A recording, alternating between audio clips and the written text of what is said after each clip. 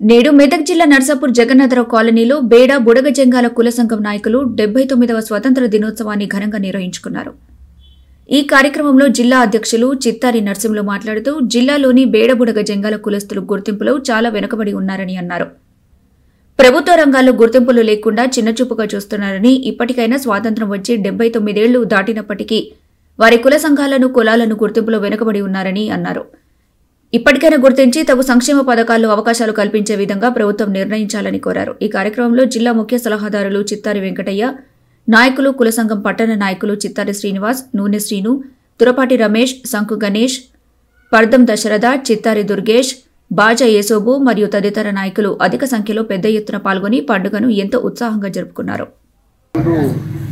చెప్పినట్టు మాకు ఈ సంఘం జాగా ఏదైతుందో స్వతంత్ర దినం సందర్భంగా 79 ఆ యొక్క నాయకులు, ఇక్కడ ఉన్న నాయకులు ఎవరైతే పెద్దలు మనకు డాక్టర్ బిబి బాబా సాయాబు అంబేద్కర్ గారు మనకు రచించిన ఆ రాతలో ఒక చిన్నగా మనం ఇప్పుడు తుబా జరగడం జరుగుతుంది.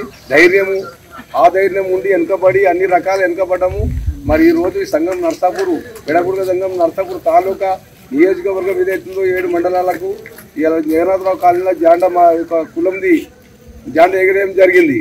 ప్రతిసారి ఈ విధంగానే మన ఐక్యతని ఉండి ఏది సొంత పనులున్నా అన్నీ పక్కకు పెట్టి ఈ యొక్క సంఘము మా గురించి మన మంది ప్రతి విషయాలు మాట్లాడుకుంటూ ముందుకు పోవాలని చెప్పి మా ఒక ఉద్దేశము. దీన్ని సహకరించిన మన యొక్క కులము, యూనిటు, పిల్లలు, అధ్యక్షులు, ఉపాధ్యక్షులు, పెద్దలు అందరూ సహకరించి ముందుకు పోతే ఒక భవనం ఏర్పాటు చేసుకుంటే మనకు చాలా మంచిదని చెప్పి ఈ సందర్భంగా తెలియడం జరిగింది.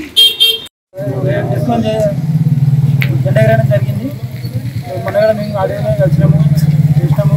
అయితే మనకు కొద్దిగా లెటర్ కూడా ఇచ్చిన మనకు కూడా. దీనివల్ల మనకు ముందుకు పోవాలి, పెద్దల సంవత్సరంలో ముందుకు పోయి ఇదే మనం పని ఇంకా సహకరిస్తే మన పనులు కావాలని గంగా తరఫు నుంచి గంగా తరఫు నుంచి గవర్నమెంట్ని మనం కోరుకున్నాం. స్వతంత్ర దినోత్సవంగా సందర్భంగా 79వ దినోత్సవంగా మనము జెండా ఎగరేయడం జరిగింది.